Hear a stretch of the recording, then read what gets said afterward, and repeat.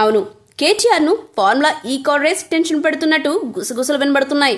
Formula ఈ race case విషయమై ACB దూకుడుగా వ్యవహరిస్తుంది. ఇప్పటికే ఈ కేసులో ముగ్గురుపై 4 సెక్షన్ల కింద నాన్ బెయిలబుల్ కేసులు నమోదు చేసిన అధికారులు తాజాగా విచారణ షురూ చేశారు.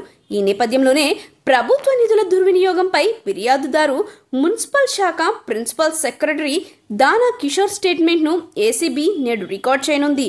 ఆ తర్వాత అక్కడి నుంచి నేరుగా హెచ్ఎండి ప్రధాన కార్యాలయానికి వెళ్లి అక్కడ పలు రికార్డులను పరిశీలించనున్నట్లుగా విశ్వసనీయ వర్గాల సమాచారం. మరోవైపు ఫార్ములా ఈ రేస్ కు సంబంధించి చెల్లింపులపై సంబంధిత అధికారులను కూడా ఆరా తీయనున్నట్లు సమాచారం. ఇకపోతే ఫార్ములా ఈ కార్ రేస్ వ్యవహారంలో మాజీ మంత్రి బీఆర్ఎస్ వర్కింగ్ ప్రెసిడెంట్ కేటీఆర్ పై ఏసీబీ అధికారులు నాన్ బెయిలబుల్ కేసు నమోదు చేసిన సంగతి తెలిసిందే.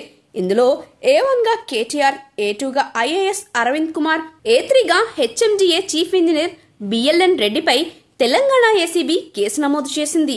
ఈ క్రమంలోనే కేటీఆర్ పై విచారణకు ఇటీవల గవర్నర్ జిష్ణుదేవ్ వర్మ అనుమతి ఇవ్వడంతో ఆ వ్యవహారంపై దర్యాప్తు చేపట్టాలని సిఎస్ శాంతికుమారి ఏసీబీకి లేఖ రాయడం జరిగింది.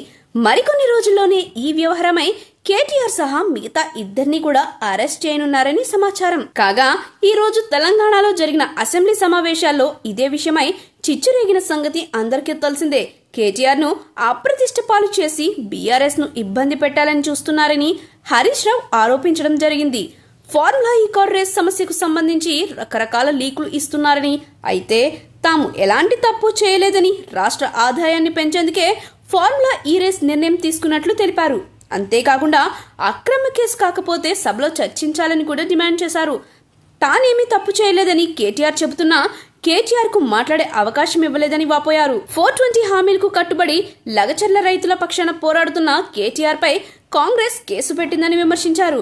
ఈ నేపథ్యంలోనే సభ సజావుగా సాగేందుకు అందరూ సహకరించాలని స్పీకర్ విజ్ఞప్తి చేయడం జరిగింది.